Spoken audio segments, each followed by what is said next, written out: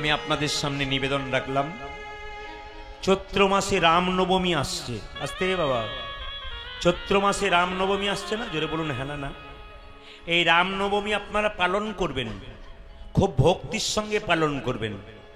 রামনবমী আর সীতা নবমী, আশ্চর্য ব্যাপার, নবমীর দিনে রামচন্দ্রের জন্ম হয়েছিল, আবার সীতার যেদিন জন্ম ছিল সেদিনও নবমী ছিল। ওই জন্য সীতা নবমী রামনবমী পালন করতে হয়। আপনারা জেনে নিন, যেদিন রামনবমী পালন করবেন সেদিন পদ্মফুল তুলসী পত্র দিয়ে রামের চরণে অর্পণ করবেন। সবাই মাথায় রাখবেন, সেদিন বাড়িতে বাড়িতে একটু পরমান্ন পায়েস রান্না করে প্রসাদ দিতে হয়, রামের কৃপা পাওয়া যায়। রামনবমী, এই রামনবমীর সময় আপনাদের একটা কাজ করতে হবে। শাস্ত্রের কথা বলবো আমি, শাস্ত্রের বাইরে বলবো না। আপনারা কি করবেন, একটি হনুমানজির পতাকা আপনাদের বাড়ির ওপরে টাঙিয়ে দেবেন। যদি বাড়িতে ওপরে না টাঙাতে পারেন, আপনারা ওই তুলসী মন্দিরে টাঙিয়ে দেবেন। প্রশ্ন করবেন কেন? কুরুক্ষেত্রের যুদ্ধে কৃষ্ণ যখন রথের ওপরে ছিল তখন দেখবেন হনুমানজির পতাকা একটা টাঙিয়েছিল। তার মানে রথে কুরুক্ষেত্রের যুদ্ধে জিতেছিল কেন? হনুমানজির পতাকার জন্যে। বিরাট শক্তি আছে। ওই জন্য আপনার বাড়ি যদি কুরুক্ষেত্র যুদ্ধক্ষেত্রে রথ হয়, আপনার সংসার যদি কুরুক্ষেত্রে যুদ্ধক্ষেত্র হয়, তাহলে রথের ওপরে আপনি একটা হনুমানজির পতাকা দেবেন। ওই পতাকাটা টাঙানোর পরে এক কাজ করবেন, এক কৌটো সিঁদুর নেবেন। আমরা যারা ঝাড়খণ্ডে প্রচুর গান করি, সেখানে নিয়ম হচ্ছে প্রচুর হনুমানজির মন্দির আছে, আপনাদের এখানে নাও থাকতে পারে। আপনি হনুমানজির একটা ছবি কিনবেন, ছবি কিনে বাড়িতে রাখবেন। ওই যেদিন রামনবমী সেদিন এক কৌটো সিঁদুর, একটি হনুমানজির পতাকা নিয়ে গিয়ে কী করবেন, সিঁদুরের কৌটোটা থেকে সিঁদুরটা নিয়ে হনুমানজির চরণে দেবেন। কারণ হনুমানজির চরণে সিঁদুর দিলে মেয়েদের স্মৃতি সিঁদুর অনেক দীর্ঘায়ু হয়, এটা শাস্ত্র বলছে। আর পতাকাটা বাড়িতে টাঙিয়ে দেবেন, আপনার কাজ আছে। দেখুন, রাবণ সীতাকে হরণ করেছিল রাবণ। সেই রাবণকে আপনার বাইরের চোখে কি দেখেন? শত্রু। কিন্তু না, রাবণ ছিল রাম ভক্ত। প্রশ্ন করবেন কি করে? একটা ছোট্ট প্রমাণ দিয়ে দেবো। রাবণের বিয়ে হয়েছিল কটা মেয়ের সঙ্গে? রাবণ 10,000 মেয়েকে বিয়ে করেছিল, তারপর মন্দোদরীকে বিয়ে করেছিল। সীতাকে যখন হরণ করলো তখন রাবণ সীতা চিৎকার করে বললো, এই মন্দোদরী চিৎকার করে বললো, স্বামী এবার তোমার অধঃপতন শুরু হয়েছে। বলে কেন? স্বয়ং ভগবানের স্ত্রীকে তুমি হরণ করেছ। রাবণ মাথা নিচু করেছিল, আস্তে আস্তে বলে উঠলো, ওগো মন্দোদরী। বলে কি? সীতা আমার মা। সীতা তোমার মা? হ্যাঁ, সীতা আমার মা। সীতা যদি তোমার মা, তবে তুমি সীতাকে হরণ করলে কেন?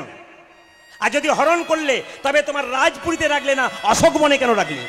প্রশ্নের উত্তর যেমন প্রশ্ন, যেমন উত্তর তেমন। রাবণ উত্তর দিচ্ছে, ওগো মন্দোদরী, যেটাকে তুমি রাজপুরী মনে করছো, ওটা রাজপুরী নয়, ওটা পাপের পুরী। এই পাপের পুরীতে আমার মাকে কখনো রাখতে পারি? আমি রেখেছি অশোক বন। অশোক মানে কি? যেখানে শোক নাই, দুঃখ নাই, সেখানে। চুপ করো, দুঃখের কথা বলো না তো। আমি সব জানি, তোমার কীর্তি সব জানি। বলে কেন? তুমি সীতাকে অশোক বনে রেখেছো, তোমার লোক সীতাকে বারবার আঘাত করছে কেন? তোমার লোক সীতাকে বারবার আঘাত করছে কেন? এ কথা শুনে রাবণ বলছে, শোনো শোনো মন্দোদরী, নদীতে যদি কোনো নৌকা বাঁধা থাকে, সেই নৌকায় যদি কেউ বারবার আঘাত করে, তবে কেউ ছুটে আসুক আর না আসুক, নৌকার মালিক কিন্তু ছুটে আসিবে। ওগো মন্দোদরী, সীতা হলো আমার পরপারের নৌকা। সেই পরপারের নৌকাকে যদি বারবার আঘাত করা হয়, কেউ ছুটে আসুক আর না আসুক, সীতাপতি রামচন্দ্র ছুটে আসিবে। স্বয়ং ভগবান যখন ছুটে আসবি, আমাকে বাইরে যেতে হবে না, আমি ঘরে বসে এই চরণ লাভ। আচ্ছা বাবা, একটা সুন্দর তত্ত্ব আছে। আপনার সবাই জানেন সীতা হচ্ছে জনক রাজার মেয়ে। ভুল কথা। আপনার যেটা জেনে এসছেন সেটা ভুল কথা। সীতা হচ্ছে রাবণের মেয়ে। প্রশ্ন করবেন সীতা রাবণের মেয়ে কেন? বুঝিয়ে দেবো আপনাদের। সীতা রাবণের মেয়ে কেন? এইদিকে মায়েরা, রাবণ ছিল খুব অত্যাচারী রাজা। বনে গিয়ে মুনি ঋষিদের বলতো, কর দাও, কর, ট্যাক্স কর। মুনি ঋষিরা রাবণকে বলতো, তোমাকে দেবো কেন? দিতে হলে যার জন্য পৃথিবীতে এলাম সে ভগবানকে কর দেবো। চুপ করো, আমি রাবণ রাজা, আমাকে তোমাকে কর দিতে হবে। মুনিরা বলেছিল, না তোমাকে দেবো না। রাজা জোর করে ছুরিতে করে কেটে, তাদের শরীরের রক্ত কেটে, চামড়া কেটে রক্ত নিয়েছিল একটা পাত্রে। মুনিগণ চিৎকার করে বলেছিল, রাবণ, এই যে আমাদের শরীরের রক্ত তুমি পাত্রে নিয়ে নিলে, এই পাত্রের রক্ত তুমি যদি কোনোদিন পান করো তোমার মৃত্যু হবে। কার মৃত্যু হবে মা? রাবণের মৃত্যু হবে। রাবণ সেই ঘটনাটা কার কাছে এসে বলেছিল? মন্দোদরীর কাছে, মন্দোদরী যদি কোনোদিন আমার মাথা গরম হয়, এই রক্তটা একটু লুকিয়ে রেখে দাও পাত্রের, কারণ যদি আমি খেয়ে ফেলে আমি মরে যাব, কারণ যেই সব পাত্রে রক্ত খাবে মরে যাবে। রাবণ বলেছিল, কিন্তু মুনিরা বলেছিল তুমি খেলে মরবে, কিন্তু রাবণ বুঝিয়ে দিল মন্দোদরীকে যেটা খাবে তারই মৃত্যু হবে। এই কথাটা বলার পর মন্দোদরী সেই রক্তটা যত্ন করে রেখেছিল পাত্রের মধ্যে যেন না খায়। কিন্তু রাবণ যখন যুদ্ধে গেল তখন তার ফোনের ব্যবস্থা ছিল না, খবরই পাই না। মন্দোদরী মনে মনে ভাবলো তাহলে স্বামী হয়তো মারা গেছে, আর স্বামী যদি মারা যায় কোনো খবর নাই, বেঁচে থেকে কী লাভ আছে। মন্দোদরী সেই রক্ত পান করলো, ভাবলো আমি মরে যাব, কিন্তু ফল উল্টো হয়ে গেল। মা গর্ভে এলো সন্তান, তার নাম সীতা। সেই সন্তান যখন জন্ম নিল গোপনে কলা পাতার মধ্যে ভাসিয়ে দিল কোথায়, কলার পেটোর মধ্যে ভাসিয়ে দিল কোথায়, জলের মধ্যে। এই ভাসতে ভাসতে ভাসতে ভাসতে লাগলো কোথায়, জনকপুরীতে। আর জনকপুরীতে গিয়ে যখন লাগলো সীতা তখন হলাকর্ষণ করে জনক রাজা সীতাকে পেয়েছিল, কিন্তু প্রকৃতপক্ষে রাবণের কন্যা হচ্ছে সীতা। এখন চিৎকার করে মন্দোদরী বলছে, যদি সীতা তোমার মা হয়, সীতাকে বারবার আঘাত করে, সবাই কাঁদছে, তুমি কেন কাঁদো না, তুমি কেন কাঁদছো না? রাবণ চিৎকার করে বলেছিল, শোনো মন্দোদরী, এখন থেকে কেঁদে কেঁদে যদি সব চোখের জল শেষ করে দেব, যেদিন শেষ করে দেব, শেষে যেদিন আমার রামচন্দ্র আসবে, সেদিন তার চরণে আমি কিবা দেব বলো। লক্ষ্য করুন মায়েরা, রাবণ কত বড় ভক্ত ছিল। যাকে আপনারা বাইরে বাইরে মনে করেন যে শত্রু, তিনি কিন্তু ভক্ত। উনিকে প্যান্ট শার্ট পরে কীর্তন শুনতে আসে, আপনি ভাবতেই পারবেন না ইনি ভক্ত নন, কিন্তু উনি পরম ভক্ত। কেন? মুর্শিদাবাদ নদিয়াতে প্রচুর জায়গায় গান করি, বহু ভক্ত প্যান্ট শার্ট পরে বসে থাকে, কিন্তু বাসায় গিয়ে এমন প্রশ্ন করে মাথাটাকে খারাপ করে দেয়। তখন আমরা বুঝতে পারি এদের মধ্যে ভক্তি লুকিয়ে আছে।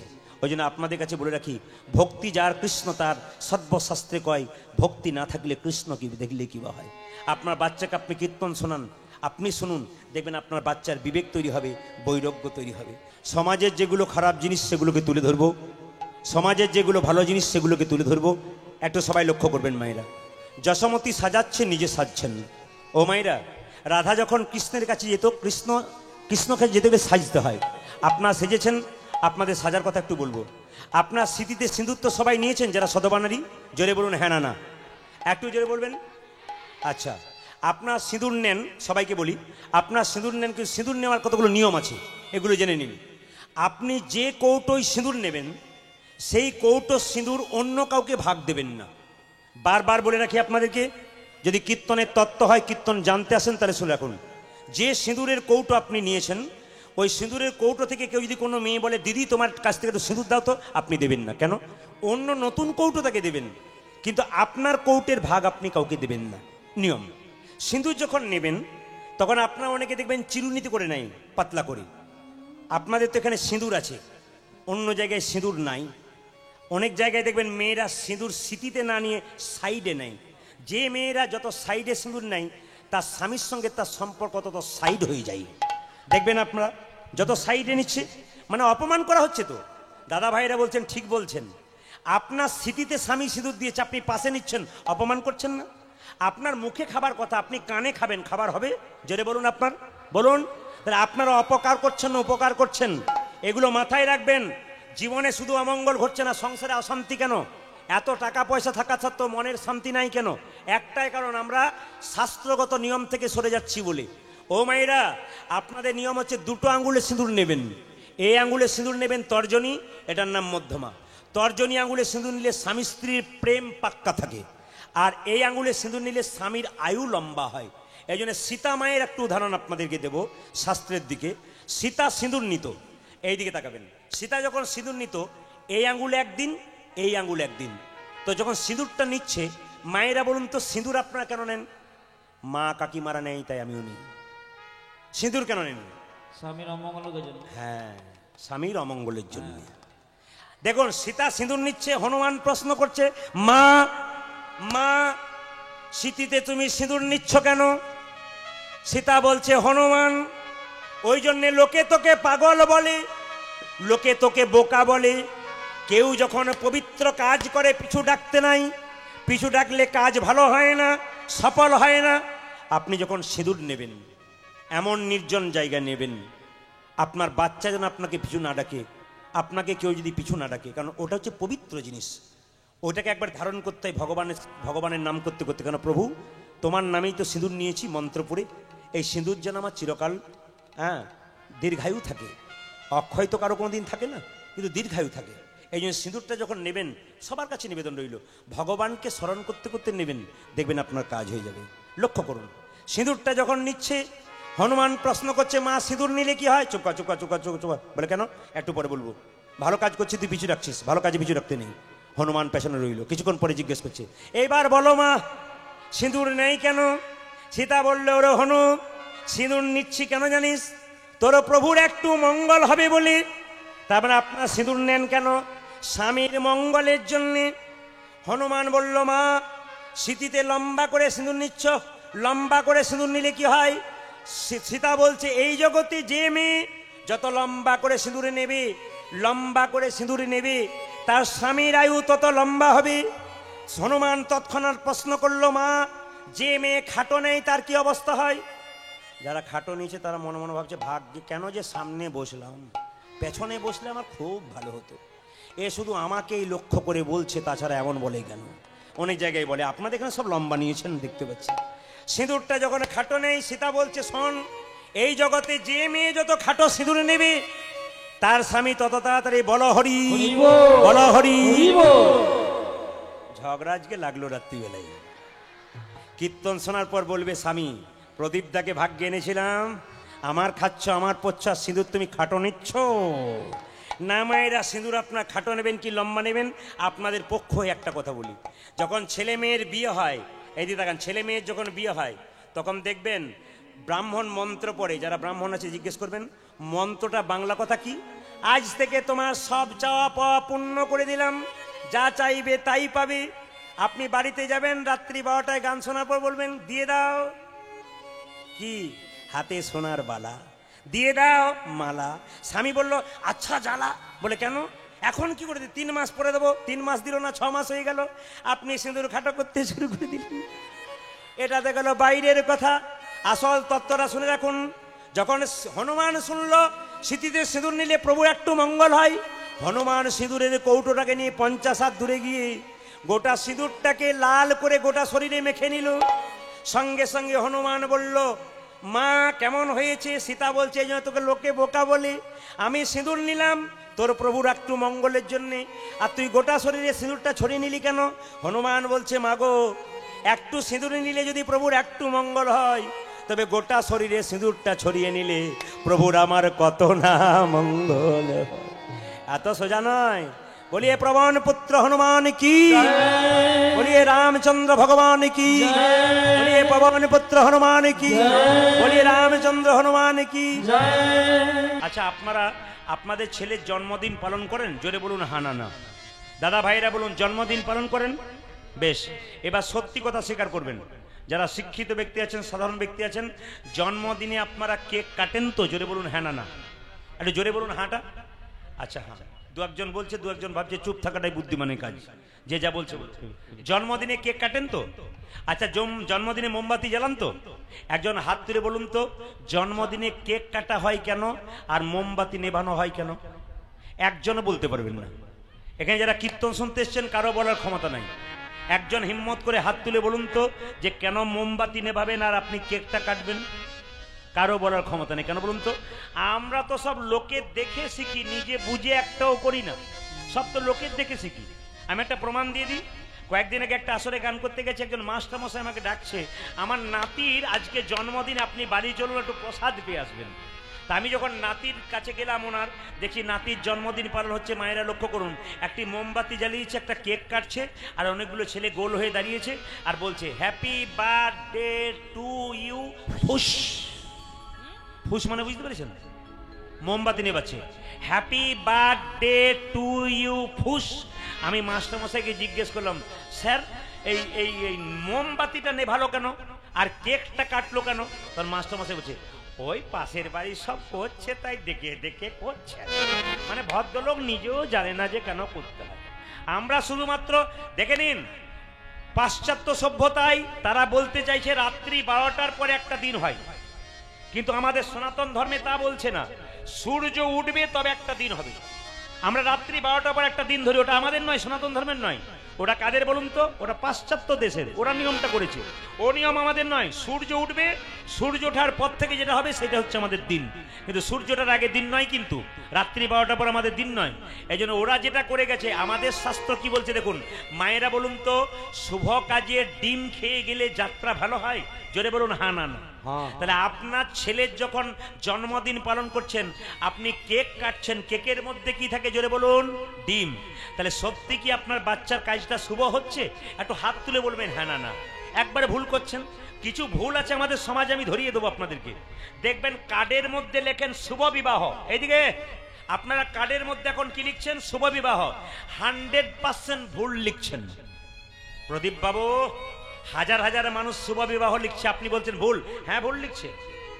কেন ভুল লিখছে?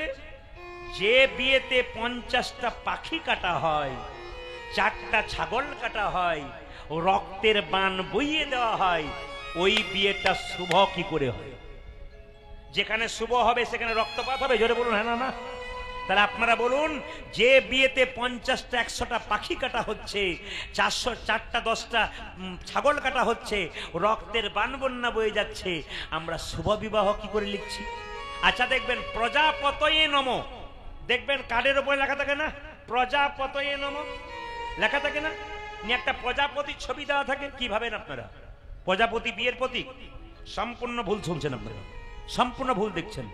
ওই প্রজাপতি মানে সেই পতঙ্গ প্রজাপতির কথা বলি নাই, তাকাবেন আপনারা। শাস্ত্র কিন্তু পতঙ্গ প্রজাপতির কথা বলে নাই। কি বলছে? স্বয়ং ব্রহ্মার কথা বলছেন।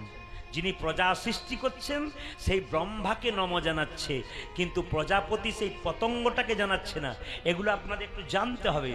আমাদের ছেলেদের জন্মদিন পালন হলে সনাতন ধর্ম বলল যে কেক কাটবে আর না কাটবে, আর তোমরা মোমবাতি নেভাবে আর না নেভাবে, দুটো কাজ করো। কি?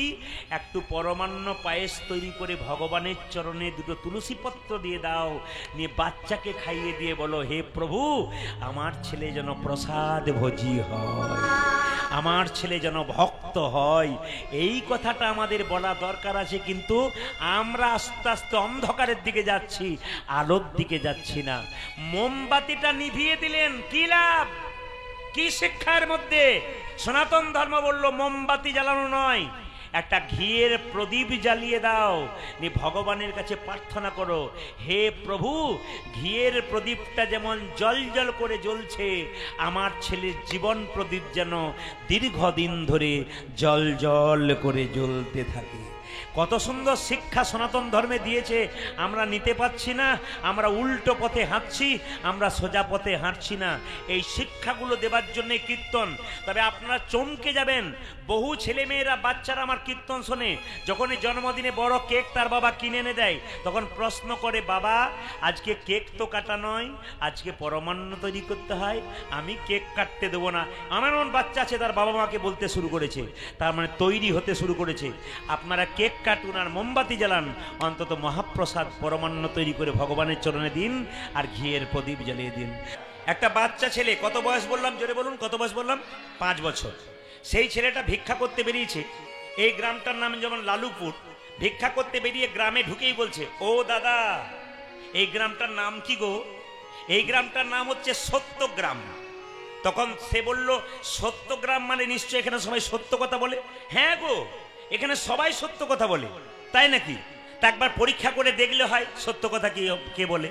মায়েরা, বাচ্চা ছেলেটাকে একটা ছোট্ট ছেলে বলছে, একজন দোকানদার বলছে, এ খোকা, এত সকাল সকাল তোর সন্ধে হলো কেন?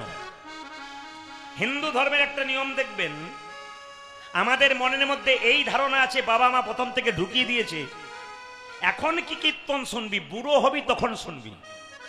অন্যান্য ধর্মের মানুষের মধ্যে কিন্তু এটা ভেতরে ঢোকায় না। তাদের বাচ্চাদেরকে রীতিমতো সময় মতো ধর্মীয় প্রতিষ্ঠানে যেতে দেয়। আর আমাদের লজ্জার ব্যাপার, বাচ্চা সকালবেলায় পড়াশোনা করলে বা সন্ধ্যাবেলায় যদি বলে, মা তোমার সঙ্গে কীর্তন শুনতে যাবো, এখন কি কীর্তন শোনার বয়স তোর? শুনবি তখন, বুড়ো হবি তখন। বুড়ো হবার চান্স যদি না পাই, তার আগেই যদি চলে যাই, তবে তার ধর্মীয় পথটা পরিষ্কার হলো না। মহাপ্রভু সুন্দর সুন্দর জিনিস দিয়ে গেছেন, যেটা দিয়ে গেছেন পৃথিবীতে এর মতো পরম ধরার নাই। লাখ লাখ টাকা, কোটি কোটি টাকা দিল, মহাপ্রভুর জিনিস আপনারা কিনে পাবেন না। তিনি যেটা আমাদের জন্য করে গেলেন, দরজায় দরজায় হরিনাম দিয়ে গেলেন। মলয় চাঁদ কাজী জগাই মাধায় খুব উচ্চ শিক্ষিত মানুষ ছিল, তারা হরিনাম বন্ধ করার চেষ্টা করেছিল। মহাপ্রভু তাদের দরজাতে গিয়ে মলয় চাঁদ কাজীকে গিয়ে বলেছিল, মামা ও মামা। মলয় চাঁদ কাজীর সঙ্গে সঙ্গে বলেছিল, তোমার সাহস তো কম নয়, তুমি আমায় মামা বলছো, তারপর তোমার আসপর্দা কম নয়। দেখুন নিমাইকে কত কথা শুনতে হয়েছে, আপনাদের তো শুনতেই হবে, এ তো যুগ যুগ ধরে চলে আসছে। মলয় চাঁদ কাজীকে বলেছে, মামা ও মামা, বলে তোমার আসপর্দা কম নয়, তুমি মামা বলে আমার বাড়িতে ঢুকলে, শুধু তাই নয় পারমিশন না নিয়ে ঢুকলে, তুমি তো আমার মামা। আমি ঠিক বলি নাই? কি করে মামা হলাম? আমার দাদু নীলাম্বর চক্রবর্তীর বাড়ি আর তোমার বাড়ি যে পাশাপাশি, তোমার বাবা আর আমার দাদু যে দু বন্ধু ছিল, তাহলে যদি দু বন্ধু হয় তুমি তার ছেলে হও, তাহলে তুমি আমার মামা হও না? তখন বলছে, হ্যাঁ রে, আমি এত ভালো করে বুঝি নাই। লক্ষ্য করুন সবাই, আমি এত ভালো করে বুঝি না আগে। তা তুমি কেন বলেছো যে দরজায় দরজায় হরিনাম করা বারণ হবে? এগুলো কারা করেছিল? জগাই মাধাই করেছিল মলয় চাঁদ কাজীর কাছে গিয়ে। কেন? যাতে হরিনামটা বন্ধ করা যায়। তুমি কেন দরজায় দরজায় এনিমাই, তুমি কেন দরজায় দরজায় কীর্তন করো, ঘরে করতে পারো না? সঙ্গে সঙ্গে বলেছিল, মামা দরজায় দরজায় কীর্তন করলে কি লাভ হয় জানো? স্থাবর জঙ্গম যারা আছে, গাছপালা যারা আছে, পশু পাখি যারা আছে, যারা হরিনাম করতে পারে না, আমাদের হরিনাম শুনে তারাও হরিবোল না ধ্বনি শুনতে পারবে, তাদেরও উপকার হবে, এই জন্যে আমি কীর্তন করি। তখন মলয় চাঁদ কাজী খুব ঠান্ডা মাথার মানুষ, তিনি তখন বলেছিলেন, আহারে নিমাই ভাগ্নে, তুমি আমার সত্যি, আমি তোমার মামা, কিন্তু আমি এত করে বুঝি নাই, তোমার লোকই আমাকে বারণ করবার চেষ্টা করেছিল। আজতেও তোমাকে পারমিশন দিলাম, তুমি নগরে নগরে যেখানে সেখানে কীর্তন করে বেড়াবে। এ কার লীলা বলুন তো? এসব মহাপ্রভুর লীলা। লক্ষ্য করুন মায়েরা, ওই জন্য দেখবেন নামযজ্ঞ শেষ হয়ে গেলে নগর কীর্তন হয় না? জোরে বলুন হ্যাঁ না? নামযজ্ঞ শেষ হলে নগর কীর্তন হয়। নগর কীর্তনের মানেটা কি? নগর কীর্তনের মানে হচ্ছে এই যে গ্রামে গ্রামে পরিক্রমা করে যারা হরিনাম শোনে না, হরিনাম করে না, যে পশু পাখি বলতে পারে না, কীর্তন করে করে যায়, তাদেরও যাতে উদ্ধার হয়, এই নগর কীর্তন কিন্তু মহাপ্রভু চালু করেছিলেন। তা সবাই লক্ষ্য করুন মায়েরা, বাচ্চাটাকে জিজ্ঞেস করছে গ্রামের লোক, এই যে এ খোকা, এত সকাল সকাল সন্ধে হলো কেন? মানে এত কম বয়সে তুই হরিনাম নিলি কেন? সব তো বুড়ো বয়সে করে, তুই কম বয়সে করলি কেন? বলছে, সঙ্গে সঙ্গে ছেলেটা বলল, ওগো দোকানদার, সকাল সকাল না সাজলে যে সন্ধ্যের আগে পৌঁছানো যাবে না, পথটা যে অনেক দূর, সকাল সকাল সাজতে হবে, তাই আমি সকাল সকাল সেজে গেলাম। ওই যেটা আপনাদের বলি মায়েরা, সকাল সকাল কেউ যদি ভগবানকে ভজনা করতে পারে, তার মতো লাভ আর নাই। দুপুর বেলায় ভজনা করলে হবে না, যৌবন বেলায় অনেক চাপ থাকে, তখন ভজনা হয় না। বৃদ্ধকালে দেখবেন চোখে দেখতে পাবেন না, কানে শুনতে পাবেন না, পায়ে চলতে পারবেন না। ওই জন্য ভজবি যদি সকাল সকাল ভজ। একটা বুড়ি মায়ের বাড়িতে ঢুকেছে, ও মা, এটা সত্যগ্রাম, ভিক্ষা দাও।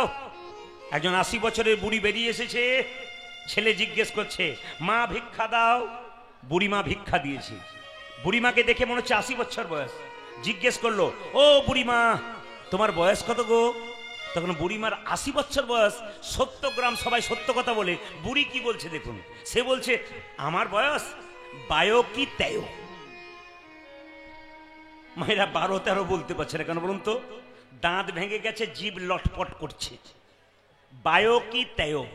এই জন্য আমি বলে থাকি, জিভ যখন শক্ত থাকবে, দাঁত যখন শক্ত থাকবে, হরিবল বলবেন বেরোবে, কিন্তু বুড়ো হয়ে গেলে হরিবল বেরোবে না, হবিবল বেরোবে। এই যেমন বলছে 12 কি 13। তখন সঙ্গে সঙ্গে ছেলেটি বলে উঠলো, আচ্ছা বুড়িমা, তুমি যে বললে তোমার বয়স 12 কি 13, আমি বুঝলাম 12 কি 13, দেখে তো মনে হচ্ছে 80 বছর বয়স, তুমি 12-13 কেন বললে? এর ভেতরে কি যুক্তি আছে? তখন বুড়িমা বুঝিয়ে বলল, শোনো বাবা, আমি 12-13 বললাম কেন জানো? সত্যিকারে তুমি আমাকে বলেছো 80 বছর প্রায় বয়স, আমার বয়স 80 পেরিয়ে গেছে, কিন্তু 12-13 বললাম কেন? এই জন্যে বললাম, এতদিন বিয়ে হয়েছে, সংসার করেছি, গুরুমন্ত্র নেবার সময় হয় নাই। এই 12 কি 13 বছর গুরুমন্ত্র নিয়েছি, এই জন্য আমার বয়স হলো 12। তার মানে আপনারা যারা কীর্তন শুনতে এসছেন, শিখে নিন, যখন জন্ম নিয়েছেন ওই জন্মটা জন্ম নয়। যখন আপনি গুরুমুখ হয়েছেন, যখন দীক্ষা নিয়েছেন, তখন থেকে যে বয়সটা শুরু হয়েছে সেইটাই আপনার আসল বয়স। যদি মানুষ কুলে জন্ম নিয়ে এখন আপনার গুরু মন্ত্র নেন নাই, তাহলে আপনার এখনো মানব কুলে জন্মই হয়েছে মাত্র, কিন্তু বৈষ্ণব জগতে আপনি পদার্পণ করুন। এইবার লক্ষ্য করুন, এক জমিদারের বাড়িতে গিয়ে বলছে, ও জমিদার ভিক্ষা দাও। জমিদার ভিক্ষা দিতে এলো, দেখলো গ্রামটার নাম সত্যগ্রাম। একটু জিজ্ঞেস করি, আচ্ছা জমিদার বাবু, তোমার 2-4টা ট্রাক, গাড়ি, বাড়ি, তুমি কত টাকার মালিক গো? তখন জমিদার বলল, আমি 4 বস্তা ধান আর 404 টাকার মালিক। ছেলে মাথায় হাত দিল, এ তো মিথ্যা কথা বলছে। 4 বস্তা ধান 404 টাকার মালিক, আমি বুঝতে পারলাম না কি বলছে। দেখুন, 4 বস্তা ধান 404 টাকার মালিক আমি কেন? না, আসল তত্ত্ব হচ্ছে এইটাই, সারা জীবন টাকা রোজগার করলাম, সংসারে খরচ করলাম, টাকা এলো আর গেল। হরিনাম কোনোদিন শুনতাম না, হরিনামে যেতাম না। একদিন হরিনামে গিয়ে বুঝতে পারলাম কিছু দিতে হবে। এই 4 বছর ধরে প্রতি বছর 1 বস্তা করে ধান 160 টাকা দিয়েছি। 4 বছরে 4 বস্তা ধান 404 টাকা দেওয়া হলো। এতদিন যত এলো তত গেল, হরিনামের ব্যাংকে জমা বলতে 404 টাকার 2 বস্তা ধানটাই রয়ে গেল। 4 বস্তা। তাই আপনাদের কাছে নিবেদন রইল, বাবা হরিনামে যেটা দান করবেন সেটাই কিন্তু আপনার রয়ে যাবে। তাই আমাদের লালুপুরের কমিটির ছেলেরা এখনই আপনাদের কাছে একটু আঁচল পেতে যাবে, আপনারা কিন্তু দান দেবেন। আমি বারবার বলবো, কীর্তনের শেষে হোক প্রথমে হোক, আমাকে টাকা দেবার দরকার নেই, আমার কাছে আপনাদের আসার দরকার নেই। আপনারা ছেলেগুলোকে দিন, এত সুন্দর প্যান্ডেল, এত সুন্দর মাইক, এত সুন্দর সেবার ব্যবস্থা, এত মন সরলতা, এদের একটু সাহায্য করুন যেন প্রতি বছর হরিনাম দিতে পারে, মানুষের মনকে শান্ত করতে পারে। গৌরচন্দ্রিকা শেষ করব, এই কথাগুলো মন দিয়ে শুনতে হবে। মহাপ্রভু যেগুলো বলে গেলেন বাস্তবে সেগুলো খাটছে কিনা একটু দেখুন। একবার জোরে বলে দিন সবাই মিলে, রাধা রানী কি, বাহ, প্রেম সে বলবেন, শ্যাম সুন্দর কি, মদন মোহন কি, হরিবাসর কি, সাধুগুরু বৈষ্ণব কি। একটু মন দিয়ে শুনে নেবেন। মহাপ্রভু হরিনাম দেবার জন্যে ভক্তদেরকে পূর্ব দিকে পাঠালেন, পশ্চিম দিকে পাঠালেন, উত্তর দিকে পাঠালেন, দক্ষিণ দিকে পাঠালেন না। কেন বলুন তো? দক্ষিণ দিকে আছে পারমাতাল, জগাই, মাধাই। যদি ওই দিকে গেলে ওরা মারধর শুরু করে দেয়, এই জন্য জগাই মাধাইয়ের দিকে পাঠালো না। কিছু মনে করবেন না। কোন দিকে পাঠালো? জোরে বলবেন। পূর্ব দিকে, পশ্চিম দিকে, উত্তর দিকে। তো ভক্তগণ সব হরিনাম দিতে যাচ্ছে পূর্ব দিকে। হঠাৎ দেখতে পেল একটা বিরাট বড় পাহাড় থেকে, বিরাট বড় পাহাড় থেকে ছোট ছোট পাথরগুলো গড়গড়িয়ে পড়ে নিচের বড় বড় পাথরগুলোকে ভেঙে দিচ্ছে। আপনারা তো সবাই জানেন বড় পাথর ছোট পাথরকে ভাঙে। খুব মন দিয়ে শুনবেন। আপনারা সবাই জানেন বড় পাথর ছোট পাথরকে। আমি আপনাদের কাছে নিবেদন রাখবো, যারা কীর্তন শুনতে এসছেন মনোনিবেশ করে কীর্তন শুনবেন, বাইরে কোনো চিৎকার করবেন না। এই দিয়ে তাকাবেন। কি বললাম? ছোট পাথর বড় পাথরকে ভাঙছে। ও মায়েরা, আপনারা কি জানেন বড় পাথর ছোট পাথরকে ভাঙে? কিন্তু পাহাড় থেকে এইটুকু একটা পাথর গড়গড়িয়ে পড়ে একটা 5 কুইন্টাল পাথরকে ভেঙে দিচ্ছে। ভক্তগণ জিজ্ঞেস করলো, হ্যাঁ গো, আশ্চর্য দেখলাম তো, ছোট পাথর বড় পাথরকে ভাঙছে। আচ্ছা ঠিক আছে, মহাপ্রভুকে জিজ্ঞেস করব। পশ্চিম দিকে যখন গেল মায়েরা, তখন দেখতে পেল কতগুলো ময়না পাখি, তাদের গায়ে হরে কৃষ্ণ নাম লেখা, কিন্তু নর্দমায় বসে বসে মলমূত্র খাচ্ছে। তা মনে মনে ভাবলো, ময়না পাখি যাদের গায়ে হরে কৃষ্ণ নাম লেখা, তারা নর্দমাতে বসে মলমূত্র খাচ্ছে কেন? আচ্ছা বলুন তো মায়েরা, যারা হরিনামের তিলক নেয়, মালা নেয়, তারা কি পকোড়ির দোকানে বসে পকোড়ি খায় না চা খায়? জোরে বলুন হ্যাঁ না। তারা নেশা জাতীয় জিনিস খায় না। তাহলে নাম লেখা রয়েছে শরীরে, অথচ সে ময়না পাখি নোংরা খাবার খাচ্ছে। চমকে গেল, এটা কি করে সম্ভব? তাহলে এক কাজ করো, বলে কি উত্তর দিকে চলো। তাকাবেন, উত্তর দিকে যখন গেল তখন আশ্চর্য জিনিস দেখলো। কি? 3টে গর্ত। লক্ষ্য করবেন আপনারা, প্রথম গর্ত, দ্বিতীয় গর্ত, তৃতীয় গর্ত। তো প্রথম গর্তের জল 3 নম্বর গর্তে পড়ছে, আর 3 নম্বর গর্তের জল 1 নম্বর গর্তে পড়ছে, আর মাঝখানের গর্তটা ফাঁকা। ভক্তরা চমকে গেল, একই দেখলাম আমরা। 1 নম্বর গর্তের জল 3 নম্বরে, 3 নম্বর গর্তের জল 1 নম্বরে, মাঝখানের গর্তটা ফাঁকা কেন? ছুটে এলো মহাপ্রভুর কাছে। মহাপ্রভুকে জিজ্ঞেস করলো, প্রভু তুমি যা বলেছিলে আমরা তাই করলাম। কি করেছো? পূর্ব দিকে গেলাম, পশ্চিম দিকে গেলাম, উত্তর দিকে গেলাম, দক্ষিণ দিকে গেলাম না। কেন? ওইদিকে পাঁড় মাথায় জগাই মাথায় আছে। কি দেখলে তোমরা? ভক্তগণ বলে উঠল, প্রভু পূর্ব দিকে গিয়ে চমকে গেলাম। কি চমকে গেলে? একটা বিরাট বড় পাহাড় থেকে ছোট ছোট পাথরগুলো গড়গড়িয়ে পড়ে বড় পাথরগুলোকে ভাঙছে। কারণটা কি? যারা জ্ঞানীজন আছেন কীর্তন শুনে বেড়ান তারা শুনে নিন কি কারণ। মহাপ্রভু বললেন, এই কলিযুগে যে সমস্ত বড় বড় ধনী জমিদার, দেখুন মিলছে কিনা কথাগুলো। মহাপ্রভু 500 বছর আগে বলে গেছেন, কথাগুলো মিলছে কিনা এখন দেখুন। বলছে এই কলিযুগে যারা বড় বড় ধনী জমিদার, যারা ছোট ছোট জাতিগুলোকে অত্যাচার করেছে, শোষণ করেছে, যাদের রক্ত শোষণ করে বড় বড় দালান তৈরি করেছে, এই কলিযুগে ছোট ছোট জাতিগুলো বড় বড় ধনী জমিদারদেরকে ভেঙে টুকরো টুকরো করে দেবে। আপনারা বলুন তো, লালুপুর গ্রাম এলাকায় আর জমিদার বলে কেউ আছে না? জমিদারের বাড়িতে কেউ ছেলে মেয়ের বিয়ে দেয়? আর দেয় না। বলে জমির দরকার নাই, কি করে তাই দেখতে হবে। আপনারা বলেন না? তাহলে জমিদারদেরকে ভাঙলো কে? যে সমস্ত ছোট ছোট জাতিগুলোকে অত্যাচার করেছে, শোষণ করেছে, বড় বড় ধনী জমিদারদেরকে ভেঙে টুকরো করলো ছোট ছোট জাতিগুলো। আচ্ছা 2 নম্বর শুনবেন। বলছে 2 নম্বর দেখলাম পশ্চিম দিকে কতগুলো ময়না পাখি, তাদেরকে হরে কৃষ্ণ নাম লেখা। এইদিকে তা ময়না পাখি হরে কৃষ্ণ নাম লেখা কেন? কিন্তু তাদের শরীরে ময়না পাখি হরে কৃষ্ণ নাম লেখা নর্দমায় মলমূত্র খাচ্ছে কেন? অপরাধ নেবেন না সাধুগুরু বৈষ্ণব যারা আছেন। মহাপ্রভু বাণী বলছে, এই কলিযুগে যত সাধু হবে, তাকাবেন আমার দিকে, এই কলিযুগে যত সাধু হবে তাদের গায়ে হরিনামের নামাবলী থাকবে, গেরুয়া বস্ত্র থাকবে, তিলক থাকবে, শিখা থাকবে। খবর নিয়ে দেখবেন কোথাও চুরি করেছে, না ডাকাতি করেছে, না মার্ডার করেছে, তারপর সাধু সেজে রাস্তায় ঘুরে বেড়াচ্ছে। প্রশ্ন করবেন কার কথা? মহাপ্রভুর কথা। সব সাধু না, বেশিরভাগ সাধু। মহাপ্রভু বললেন। তাহলে প্রশ্ন করবেন, প্রদীপ বাবু গেরুয়া বস্ত্র পরে তিলক নিয়ে কোনো সাধু যদি আমাদের দরজে আসে তাকে প্রণাম করব না? মহাপ্রভু বললেন, যে কোনো সাধু দরজায় এলে তাকে 3 বার প্রণাম করবেন। প্রশ্ন করবেন 3 বার কেন? একবার করলেই হয়? জেনে নিন 3 বার কেন করবেন মায়েরা। সাধু যদি দরজায় আসে, পরিচয় যদি না থাকে, তাকে 3 বার প্রণাম করবেন কেন? প্রথমবার প্রণাম করবেন এই জন্যে, সাধুটি চুরি করে হোক, ডাকাতি করে হোক, ওই যে গেরুয়া বস্ত্রটা পড়েছে ওটা ত্যাগের প্রতীক। গেরুয়া বস্ত্রকে নয়, এই সাধু বাবাকে নয়, ত্যাগের প্রতীক গেরুয়া বস্ত্রকে একটা প্রণাম দাও। চুরি করে হোক, ডাকাতি করে, ওই যে পোশাকটা পড়েছে, ওই পোশাকটার কিন্তু সম্মান আছে, ওটাকে প্রণাম দাও। 2 নম্বর প্রণাম কেন দেবে? আমরা যারা সংসারী মানুষ, একদিনের বেশি 2 দিন সংসারে বাইরে থাকতে পারি না। ওই সাধুটি চুরি করে হোক, ডাকাতি করে হোক, ওই যে এতদিন নিজের সংসার ত্যাগ করেছে, তার জন্য একটা প্রণাম দাও। আর 3য় প্রণাম কেন দেবেন মা? আপনার দরজাতে কোনোদিন হরিবোল ধ্বনি কেউ দেয় নাই। ওই সাধুটি চুরি করে হোক, ডাকাতি করে হোক, ওই যে নিতাই গৌর হরিবোল বলেছে, সাধু বাবাকে নয়, ওই হরিবোল ধ্বনিটাকে একটা প্রণাম। এইবার সবাই লক্ষ্য করুন, চমকে যাবেন। এ কথাটা যেটা বললো আপনাদের ঘরে ঘরে ঘটছে। বলছে উত্তর দিকে গিয়ে দেখলাম 3টে গর্তা সবার বাড়িতে বাড়িতে ঘটছে। আপনাদের লালুপুর এলাকায় ঘটে না, আমাদের ওদিকে ঘটে। কি ঘটছে?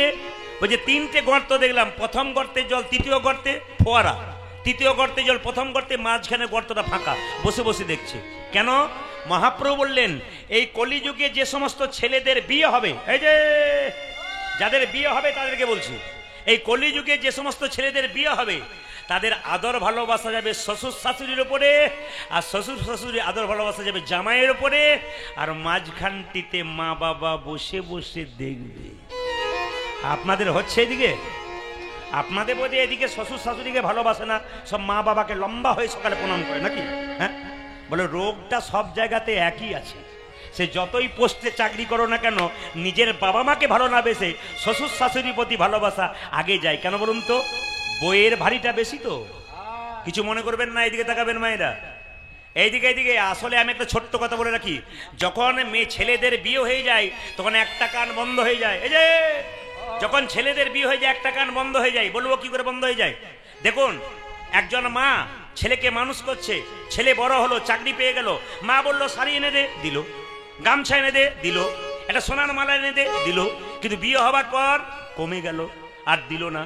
তখন ছেলেকে জিজ্ঞেস করছে, আচ্ছা বাবা, বিয়ের আগে তখন যখন চাইতাম তখন তুই দিতিস, আর এখন যখন চাই, বৌমা চাইলে টুক করে আনিস, আমি বললে তুই আনবো আনবো করে আনিস না কেন? বলছে মা, বিয়ের পরে আমার একটা কান বন্ধ হয়ে গেছে। বলে কি রকম? বলছে তুমি যখন বলো একটা শাড়ি এনে দিস, একটা গামছা এনে দিস, আমি দাঁড়িয়ে দাঁড়িয়ে শুনি, এক কানে ঢোকে এক কানে হুস করে বেরিয়ে যায়। আর তোমার বৌমা যখন বলে, তখন তোমার বালিশে মাথাটা দাবানো থাকে, একটা কান চাপা থাকে, ওই যে বলে শাড়ি এনো, ওই যে কানে ঢুকে যায়, আর বেরোবার চান্স পাই না, ওই জন্য আমি সঙ্গে সঙ্গে এনে দিই। এই নিবেদন আপনাদের মায়েদের খুব আনন্দ হচ্ছে, বলছে যাক আমাদের পক্ষ গিয়ে বলছেন, কে বলে না। না না, সবার কাছে নিবেদন রইল, আজকে হরিবাসরে 10-5 সবে মিলে দাঁড়িতে বসিয়া কীর্তন করহ সবে হাতে তালি দিয়া। মহাপ্রভুর কথা, সবাই হাত তালি দিয়ে একটু কীর্তন করুন। 10-5 সবে মিলে দাঁড়িতে বসিয়া কীর্তন করহ সবে হাতে তালি দিয়া। সবাই হাত উঠান একসঙ্গে, হরি হরয়ে নম কৃষ্ণ। সবাই তুলবেন, প্রেম সে তুলবেন, আস্তে দাঁড়ান। আমি একটা কথা আপনাদের বলে যাই, যারা আপনারা অফিসার এসছেন অপরাধ নেবেন না, নমস্কার জানালাম আপনাদের। আপনাদের জন্য একটা কথা বলে যাই, কয়েক বছর আগে আমি ঝাড়খণ্ডে এক জায়গায় গান করছিলাম, তো যার বাড়িতে গান, আপনি চমকে ভালো করে শুনবেন, আপনারা শুনবেন, আপনাদের জন্য বলছি, একবার আপনারা শুনবেন খুব মন দিয়ে, আপনাদের জন্য বললাম আমি। এইদিকে আসতে, এদিকে, যার বাড়িতে গান, ভালো করে আপনারা শুনবেন, যার বাড়িতে গান, তার বাড়িতে 4 দিন ধরে গান হচ্ছে। ভদ্রলোক দেখছে একটা ধুতি পরে আছে, আর এদিকে এদিকে গলায় গামছা দিয়ে আছে। তো ওনাকে দেখতে পেলাম, হরিনাম হচ্ছে, চুপচাপ শুনছে।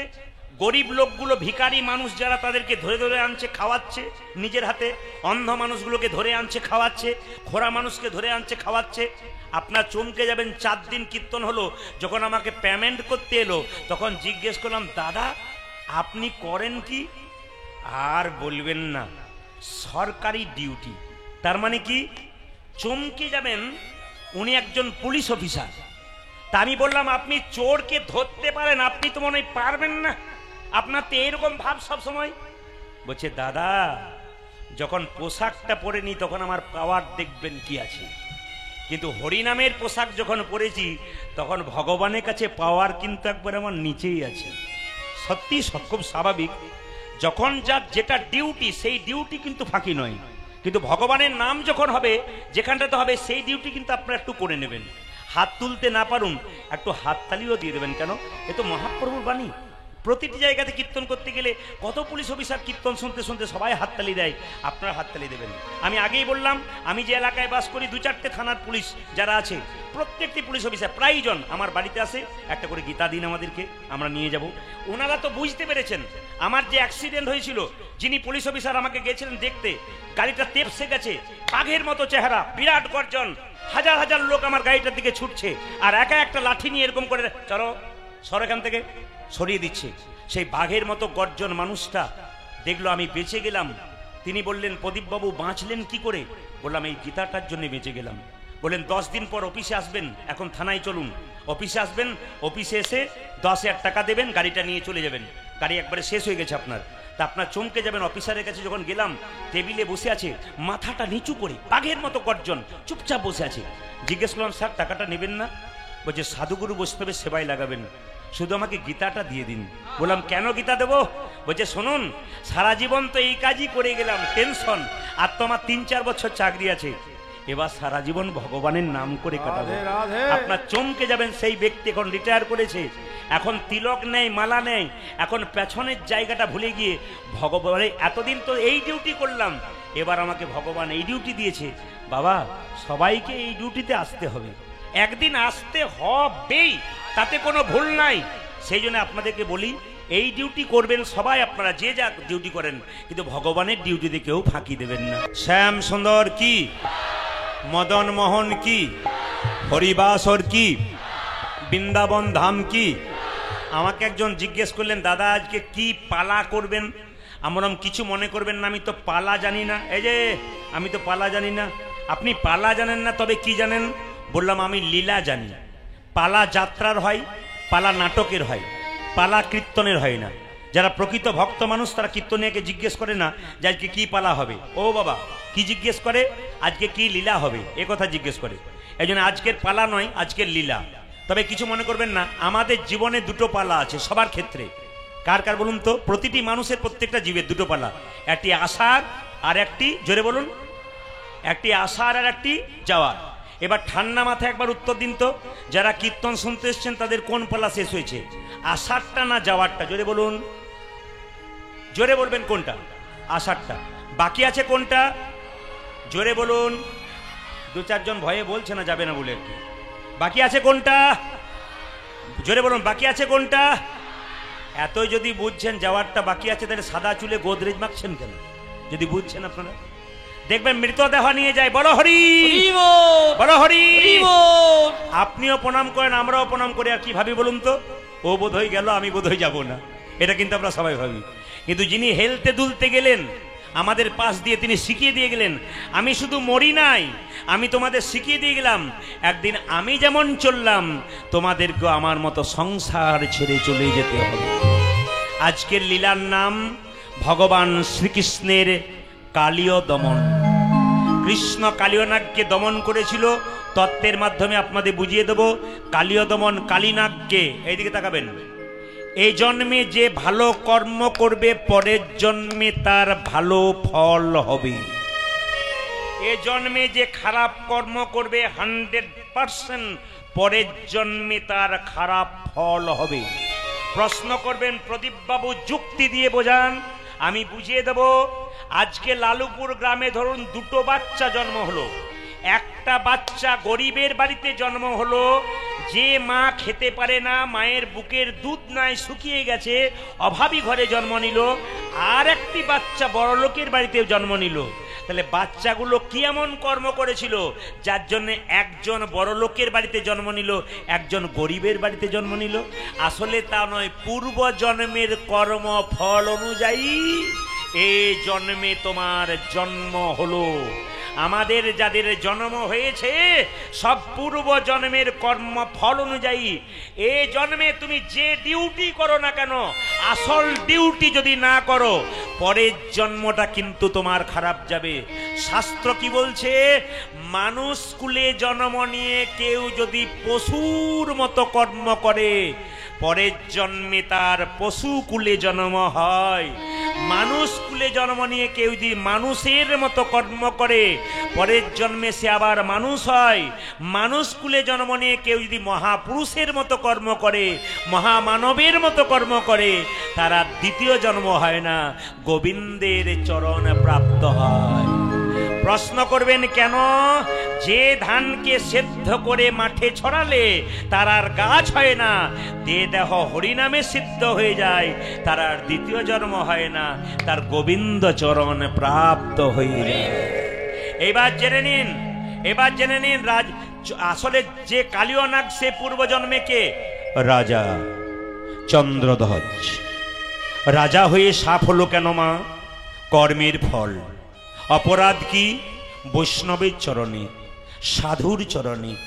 অপরাধ করলে তাকে কষ্ট পেতে হয়।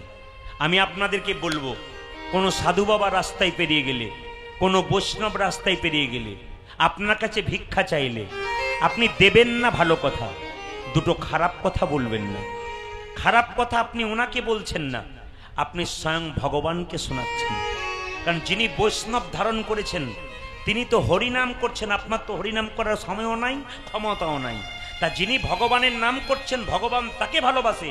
তা ভগবান যাকে ভালোবাসে তাকে যদি আপনি কষ্ট দিন, তাহলে ভগবান কি আপনাকে ছেড়ে কথা কইবে? এই জন্য আপনাদের কাছে নিবেদন রইল, রাজা চন্দ্রধ্বজ এরকম একটা অপরাধ করেছিল। কি করেছিল জানেন? রাজা চন্দ্রধ্বজের একবার পেটে যন্ত্রণা হয়েছিল, কেউ ভালো করতে পারছে না। একজন বলল, রাজা তোমার পেটের যন্ত্রণা ভালো হবে, একটা উপায় বলে দিই। বলে কি? তুমি যে রাজবাড়িতে বাস করছো তার উত্তর দিকে একটা, পূর্ব দিকে একটা সরোবর মানে পুকুর আছে, তা সেই সরোবর একটা রাজহাঁস খেলা করছে, ওই রাজহাঁসটাকে ধরে এনে তাকে কেটে তার পিত্তটা খেলে তোমার পেটের যন্ত্রণা ভালো হবে। মায়েরা, রাজা বলে কথা, রাজহাঁসটাকে ধরে আনলো। যখন রাজহাঁসকে হত্যা করতে যাবে, রাজহাঁস কেঁদে কেঁদে বলল, রাজামশাই, আমাকে না মেরে যদি আপনার পেটের যন্ত্রণা ভালো হয় একটা উপায় বলবো। বলে কি? এই দেখো, যে সরোবর থেকে আমাকে ধরে আনলে তার উত্তর দিকে একটা গাছের উপরে এক মুনি পাগুলোকে দুলিয়ে বসে আছে, তার চরণ ধোয়া জল যদি তুমি পান করতে পারো তোমার পেটের যন্ত্রণা ভালো হবে। মায়েরা, রাজা বললে কথা, সোনার পাত্র নিয়ে গিয়ে জল নিয়ে মুনিকে বলল, মুনি তুমি তোমার ডান পাটা এগিয়ে দাও, একটু চরণ ধোয়া জল নেবো। যখনই ডান পাটা এগিয়ে দিল মুনি, দেখতে পেল রাজামশাই, ছি, পুঁজ রক্ত। হ্যাঁ, এ জল আমি পান করতে পারবো না, গোটা পায়ে তো পুঁজ রক্ত, এ জল আমি পান করতে পারবো না। এ মণিবর, তোমার ডান পায়ে পুঁজ রক্ত, তোমার বাঁ পাটা বাড়িয়ে দাও। যখন বাঁ পাটা বাড়িয়ে দিল, রাজার অহংকার ছিল খুব, বাঁ পাটা বাড়িয়ে দিল, সঙ্গে সঙ্গে দেখতে পেল পুঁজ রক্ত, তার সঙ্গে ছোট ছোট পোকা। রাজা মনে মনে ভাবলো, এই জল আমি পান করতে পারবো না, তবে জল আমি পান করতে পারবো না, কিন্তু বৈষ্ণবের চরণ ধোয়া জল আমি মাথায় করে নিয়ে যাব। বাবা, পরম বৈষ্ণবের চরণ ধোয়া জল রাজা চন্দ্রধ্বজ মাথায় করে নিয়ে এলো। আগেকার রাজাদের তো দু চারটা স্ত্রী থাকতো, চন্দ্রধ্বজের দুটো স্ত্রী ছিল। তারা কেঁদে কেঁদে বলল, স্বামী, তুমি জল পান করতে পারলে না, কি করে করব? পোকা তো, পুঁজ তো, রক্ত তো। স্বামীর মঙ্গলের জন্য স্ত্রী সব করতে পারে, এই জল আমাদেরকে দাও, আমরা দুজন পান করব। যখন সেই চরণধ্বজ জল দুজনে স্ত্রী পান করলো, সঙ্গে সঙ্গে রাজা চন্দ্রধ্বজ, সঙ্গে সঙ্গে মুনি ছুটে এসে বলল, রাজা, এ তুমি কি করলে? আমার চরণধ্বজ জলকে তুমি অপমান করলে। আমি তোমাকে অভিশাপ দিলাম, যেহেতু খল প্রবৃত্তি করলে তোমার খল বংশে জন্ম হবে, তুমি সর্পকুলে জন্ম হবে, তোমার নাম হবে কালিও না। রাজা চন্দ্রধ্বজ কেঁদে কেঁদে বলল, হে মণিবর, অভিশাপে যদি দিলে আমায় সর্পকুলে জন্ম হয়, সর্পকুলে জন্ম, আশীর্বাদ দাও যেন তোমার চরণ লাভ করতে পারি। তুমি আশীর্বাদ দাও যেন তোমার চরণে লাভ করিতে পারি। যদি কেউ অপরাধ করে গো,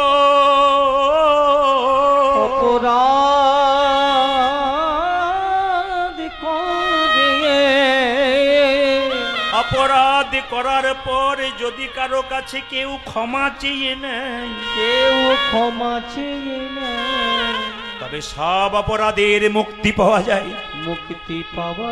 মুনিবর বলল, রাজা চন্দ্রধ্বজ, তোমাকে যেমন অভিশাপ দিলাম সাপ কুলে জন্ম হবে, তোমার নাম হবে কালিও না। তুমি যেহেতু বৈষ্ণবের চরণ ধোয়া জল মাথায় করিয়ে এনেছো, একদিনে তোমার মাথাতে ভগবান শ্রীকৃষ্ণের নৃত্য হবে। হরি। এই জন্য আপনাদের কাছে নিবেদন রইল, বাবা, বৈষ্ণবের আশীর্বাদ যে নিতে পারবে তার জীবন সফল হয়ে যাবে। রাজা চন্দ্রধ্বজ সাপ হলো ঠিক কথা, কিন্তু চন্দ্রধ্বজ সাপ হলো, তার মাথায় ভগবান শ্রীকৃষ্ণ নৃত্য করলো। আপনারা যারা বৃন্দাবনে যাবেন, কালীদহ হ্রদ আছে, ওখানে কালীয় নাগ রূপে জন্ম নিলেন। কালীয় নাগের 100টা ফণা আরো উপফণা আছে, সেই কালীয় নাগ জন্ম নিলেন। পদকর্তা বর্ণনা করলেন কিভাবে জন্ম নিলেন। কালিন্দির এক দহে কালী নাগ দাহে রহে, কালিন্দির আরে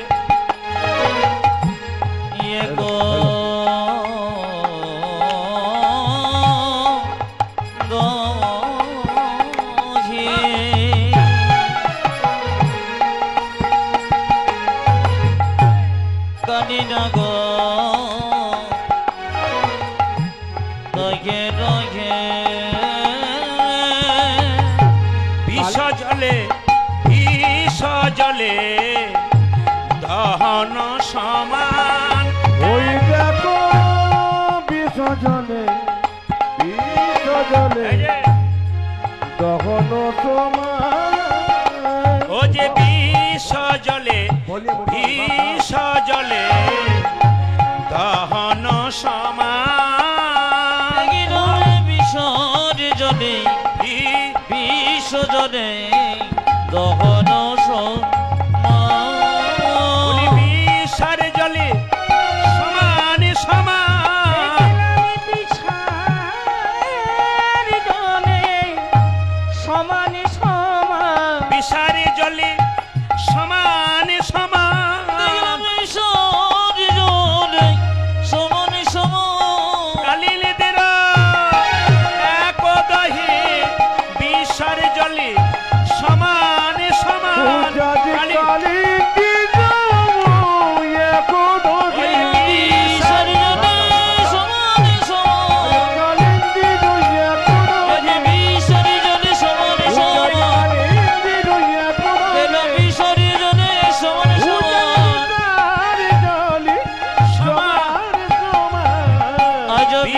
জলে বিষ জলে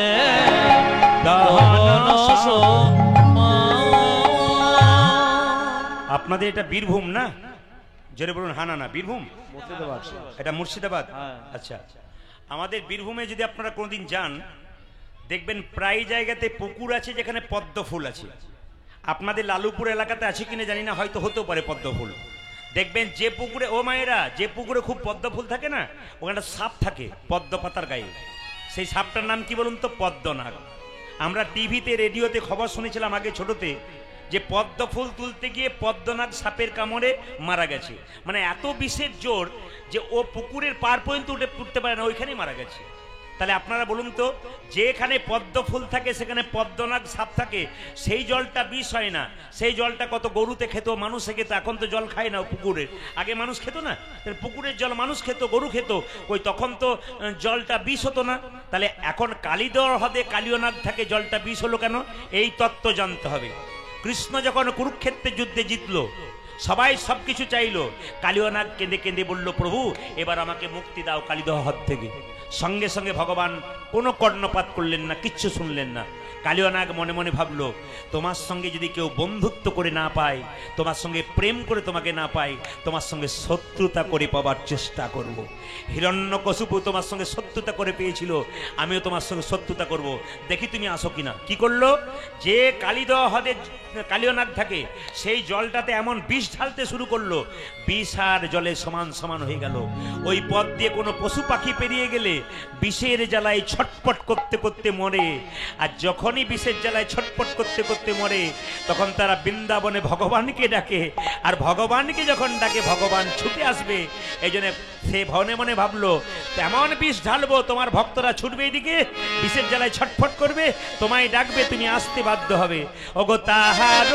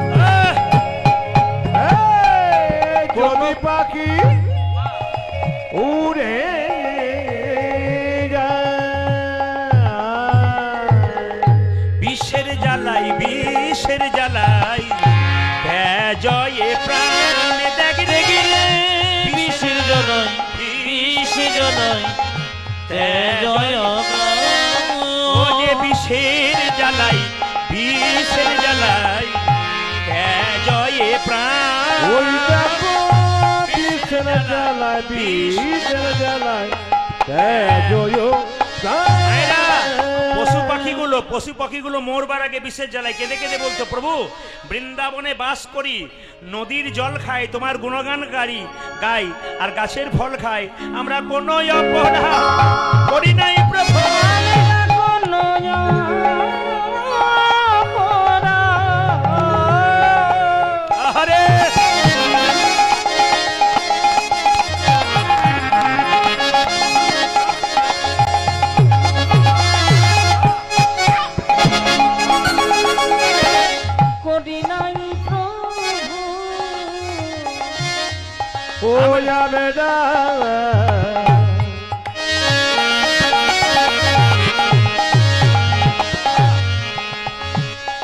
কোনো অপরাধ